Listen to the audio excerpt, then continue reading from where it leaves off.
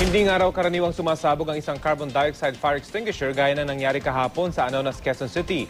Alamin ang safety tips sa paggamit at pag-imbak ng fire extinguisher sa balitang hatid ni Von Aquino.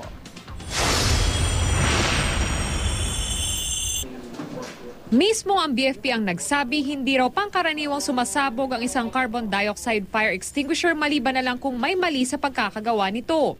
Kaya aalamin daw nila kung bakit sumabog ang fire extinguisher sa isang refilling station ng mga medical at industrial tanks sa Anonas Street, Quezon City kahapon. Bagamat wala pang linaw, nilatag ng BFP ang maaaring gawin para maiwasan ang pagsabog ng isang fire extinguisher. Una, siguraduhin hindi nangangalawang at hindi overloaded ang tangke. Dapat din daw tiyaking maayos ang gauge ng fire extinguisher bago ito kargahan ng carbon dioxide o di kaya ay nitrogen. Mainam ding isailalim sa hydrotesting ang fire extinguisher kada 5 taon. Dapat din daw na iwasang mababad sa tubig ang tangke na maaaring maging sanhi ng pangangalawang nito. Dapat i-double check yung gauge bago magkarga. At the same time, i-check yung kapasidad ng tangke kung pwede pa ba siyang kargahan o hindi na.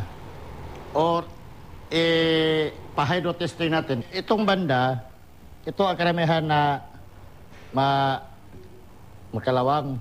Tapos ito, kung matamaan ito ng tubig, kalawangan din ito. So, manipis na siya. So, karamihan, dito ang explosion. Pagdating naman sa mga air freshener, tulad ng fire extinguishers, dapat daw itong ilagay sa well-ventilated na lugar. Ang fumes, pag dumami yan, so that is explosive gas. So, yan ang cause ng explosion.